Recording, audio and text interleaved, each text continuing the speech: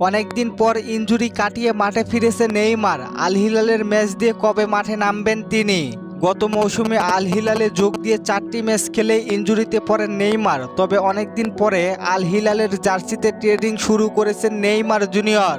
দ্রুত রিকভার হচ্ছে নেইমারের চোট এবং কোপা আমেরিকা খেলা নিয়েও রয়েছে সুসংবাদ।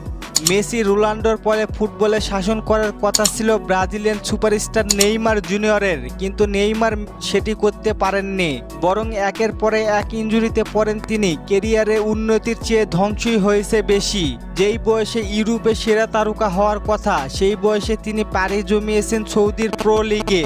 সৌদির প্রো লিগেও ভালো নেই নেইমার। আল হিলালের হয়ে 4টি ম্যাচ খেলার পরে ব্রাজিল উরুগুয়ের ম্যাচে ইনজুরিতে পড়েন নেইমার জুনিয়র। তারপরে আর ফেরা হয়নি ফুটবল মাঠে। সার্জারির আগে ডক্টর রদ্রিগো জানিয়েছিলেন এবারে কোপা আমেরিকা মিস করতে যাচ্ছেন নেইমার। জানানো হয়েছিল কোপা আমেরিকার আগে কোনোভাবেই সেরে উঠবেন না তিনি। তবে ব্রেকিং নিউজ হচ্ছে অস্ত্রোপচারের পর দ্রুত রিকভার করছে ব্রাজিলিয়ান নাম্বার 10। প্রত্যাচার চেয়ে বল পায়ে আল হিলালের মাঠে দেখা যাচ্ছে নেইমারকে। বল পায়ে হালকা অনুশীলন করছেন তিনি। আশা করা হচ্ছে কোপা আমেরিকার আগেই পুরোপুরি ফিট হতে পারেন এই তারকা।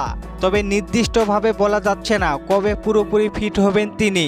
ব্রাজিলের নতুন কোচ দরিবাল জুনিয়র নেইমারকে নিয়ে নতুন করে প্ল্যান করবেন, সেটি আর বলার অপেক্ষা রাখে না।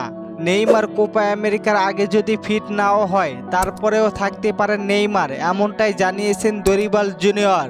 নেইমার আসবেন, কোপা আমেরিকা খেলবেন, বিশ্বাস রাখেন, কারণ নেইমারের এটি শেষ কোপা আমেরিকা।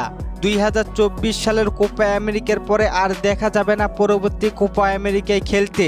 আপনাদের কি মনে হয়, কত % বিশ্বাস নেইমার খেলবেন কোপা আমেরিকা? জানিয়ে দিন কমেন্ট করে।